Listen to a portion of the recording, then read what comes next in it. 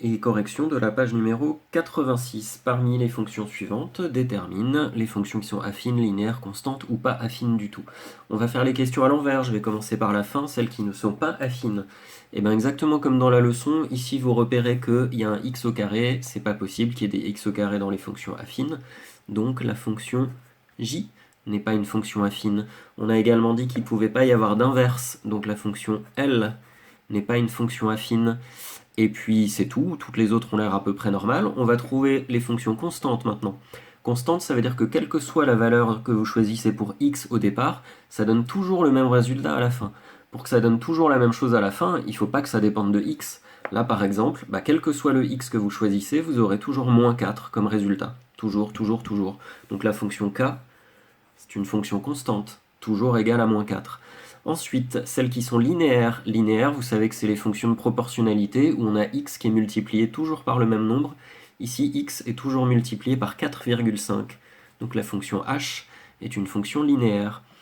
Enfin, on va trouver les fonctions affines. Donc les fonctions affines, c'est le nouveau chapitre, hein, c'est les fonctions de la forme ax plus b. Donc on voit ici que la fonction f est de la forme ax plus b, avec a égale 4 et b égale moins 3. On voit également que la fonction g est de la même forme, sauf que cette fois-ci, vous avez vu, ils ont mis le x à la fin. Donc attention, le petit a c'est moins 2, donc ax plus b qu'ils ont mis au début, c'est le 5. Donc la fonction g également est une fonction affine.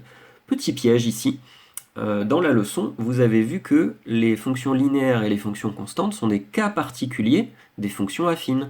Donc en fait, la fonction linéaire h est une fonction affine, c'est juste que le petit b est égal à 0, et la fonction constante k est une fonction affine, c'est juste que le petit a est égal à 0.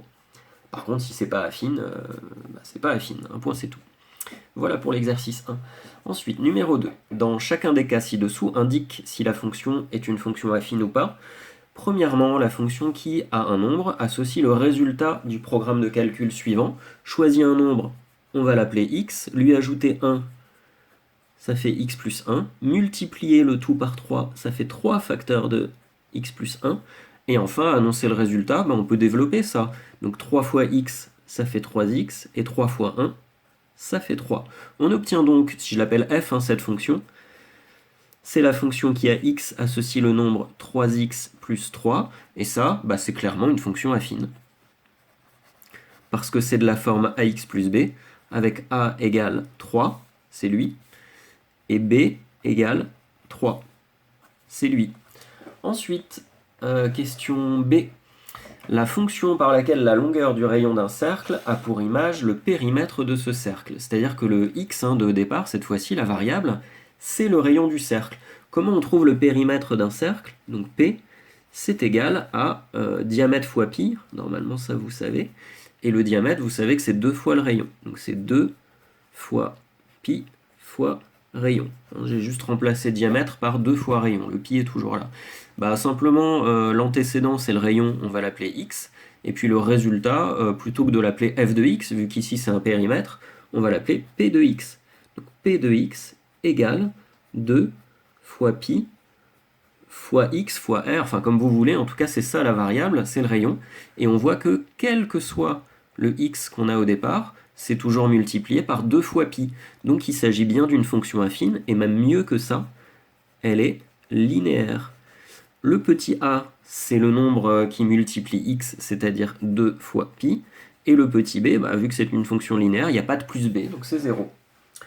Enfin, la fonction qui a la longueur du rayon, pareil, associe cette fois-ci l'aire du disque. Donc attention, le périmètre, c'est diamètre fois pi, mais l'aire d'un disque, c'est pi fois rayon, c'est-à-dire pi fois rayon au carré.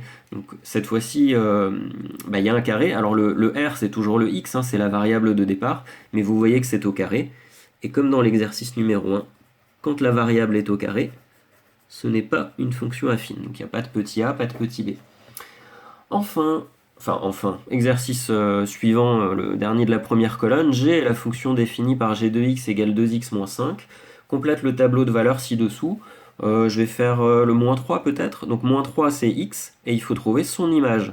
Vous savez, on remplace x par la valeur, donc par moins 3. 2 fois moins 3, ça fait moins 6. Et moins 6, moins 5, ça fait moins 11. On va en faire un à l'envers par exemple. Donc partons du 5, cette fois-ci 5 c'est l'image et il faut retrouver son antécédent. Je vais vous faire un petit schéma.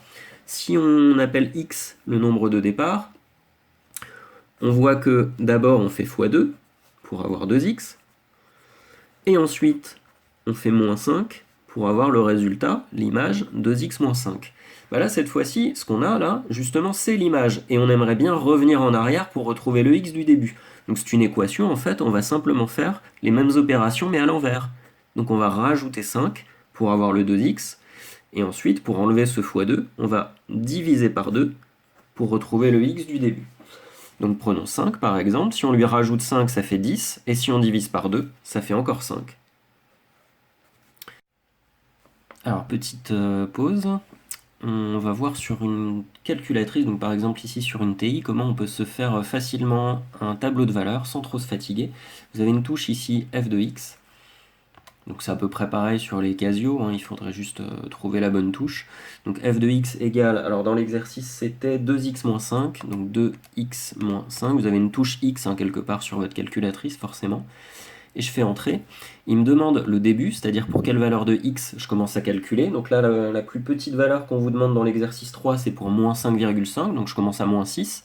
Et ensuite il nous faut le pas.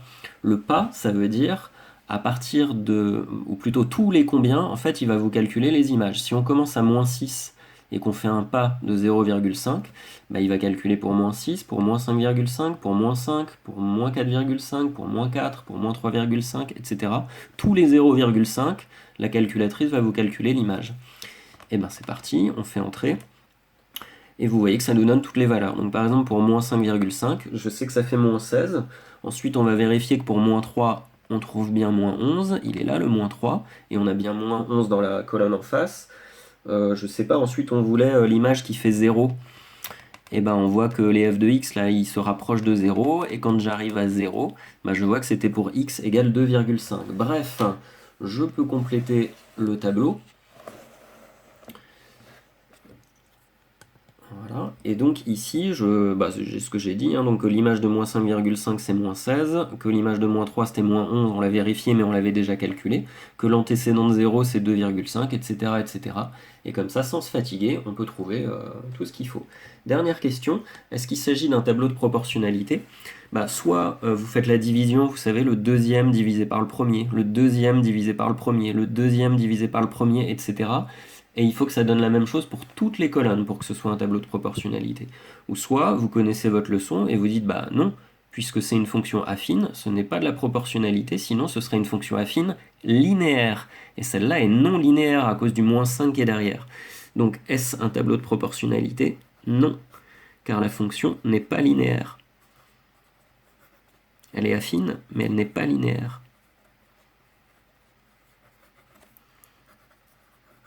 Voilà, n'hésitez pas à faire les calculs si vous préférez. Exercice suivant, numéro 4, on considère la fonction f qui a x associe moins 3x plus 7. Alors quand il y a des calculs à faire, vous avez vu que vous pouvez utiliser la calculatrice maintenant, mais comme là il y a un seul calcul à faire, on ne va pas se fatiguer. f de 8, c'est l'image de 8, donc il faut remplacer x par 8, ça fait moins 3 fois 8 plus 7.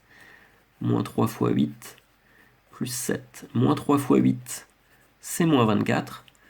Et moins 24 plus 7, ça doit faire moins 17. L'image de 8 est moins 17. Calcule l'image de 0, même chose, on calcule f de 0. Ça c'est super facile, moins 3 fois 0, ça fait 0.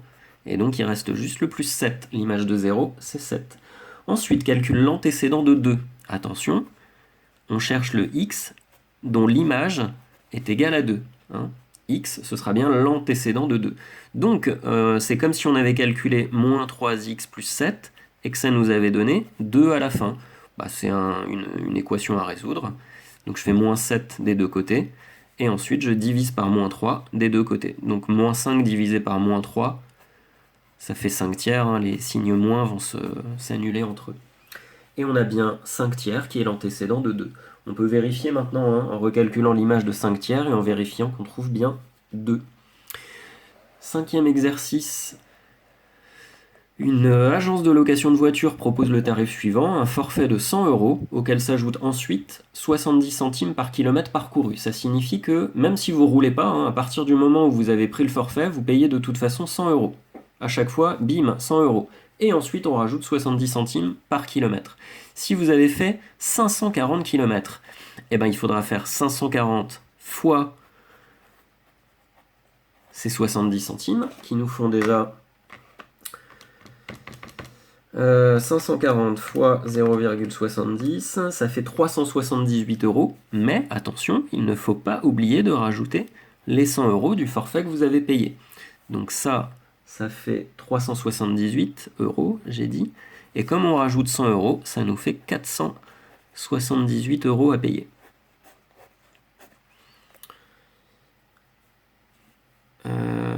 Avec un budget de 275 €, combien de kilomètres peut-on parcourir? Et bien sur ces 275 €, on va déjà enlever les 100 € qui nous ont servi à louer la voiture. Donc il nous reste 175 €. Et avec ces 175 €, on veut savoir combien de kilomètres on peut faire. Donc on va chercher combien de fois on peut ranger 70 centimes dans 175 €. Donc 175 divisé par 70 centimes, ça fait 250 kilomètres qu'on peut parcourir avec ces 275 €. Ensuite, on considère la fonction f qui, au nombre de kilomètres parcourus d, associe le prix à payer.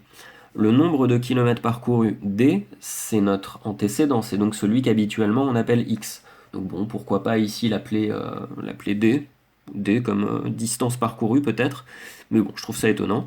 En tout cas, à la place de mettre f de x, cette fois-ci on va mettre f de d. Et ben, peu importe le nombre de kilomètres que vous allez faire, ce nombre de kilomètres, vous avez vu qu'il est multiplié par 0,70. Donc ça fait 0,70x d ici, plus, n'oublions pas, il faut rajouter toujours ces 100 €. Et bien là, vous reconnaissez clairement une fonction affine de la forme ax plus b, ou ad plus b ici. Le petit a, celui qu'on appelle le coefficient directeur, c'est 0,7. Et le petit b, celui qu'on appelle l'ordonnée à l'origine, c'est 100. Enfin, traduis les réponses des questions A et B en utilisant la fonction f.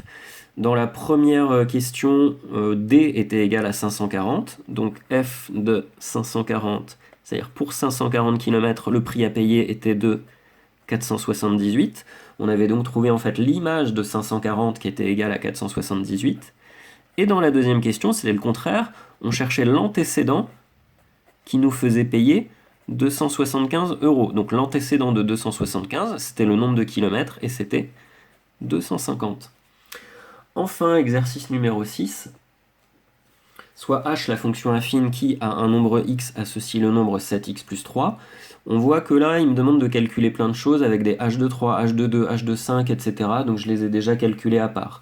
h de 3, par exemple, je remplace x par 3. 7 fois 3, 21, plus 3, ça fait 24. Donc j'ai tout préparé ici, et puis je vais calculer ce qu'on me demande. h de 3 moins h de 2, ça fait donc 24 moins 17. Et tout ça est divisé par 3 moins 2.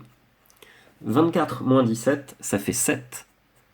3 moins 2, ça fait 1. Résultat, 7.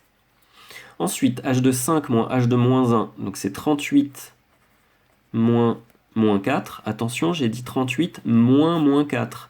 Et quand on fait 38 moins 4, ça revient à faire 38 plus 4, c'est-à-dire 42. Pareil en bas, 5 moins 1, c'est 5 plus 1, ça fait 6. 6 fois 7, 42, donc quand on divise, ça fait 7 encore une fois.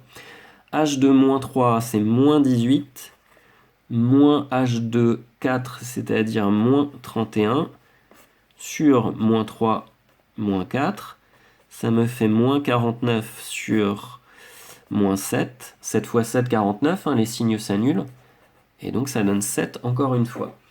Que remarques-tu? Eh bien que quels que soient les calculs là qu'on nous a demandé de faire, on obtient 7 à chaque fois. Évidemment, ça ne marche pas avec n'importe quel calcul. Qu'est-ce que vous remarquez? Qu'on a calculé ici l'image d'un premier nombre, l'image d'un deuxième nombre, et qu'on a mis exactement les mêmes nombres en bas. D'accord? Ce qui signifie que si vous choisissez deux antécédents, ici 3 et 2, que vous en faites la soustraction, et que vous faites la soustraction de leurs images respectives, que vous fassiez ça avec, enfin peu importe les deux antécédents que vous choisissez, tant que c'est les mêmes en bas et en haut, on obtient ici la même chose. Quand on obtient toujours la même chose en divisant, c'est qu'on a trouvé un coefficient de proportionnalité. Entre quoi et quoi? Entre la différence des antécédents, en bas, et la différence des images, en haut. Ça, c'est ce que dans la leçon, on a appelé la proportionnalité des accroissements. Donc, que remarques-tu? Il y a proportionnalité des accroissements. Attention, il n'y a pas proportionnalité des images et des antécédents, puisque ce n'est pas une fonction linéaire, c'est une fonction affine à cause du plus 3. Donc, il y a proportionnalité des accroissements, les accroissements des images et les accroissements des antécédents, deux coefficients, 7. Ce 7 ne vient pas de n'importe où, le 7, c'est le petit a, et le petit a, c'est celui qui multiplie x dans la définition de la fonction affine.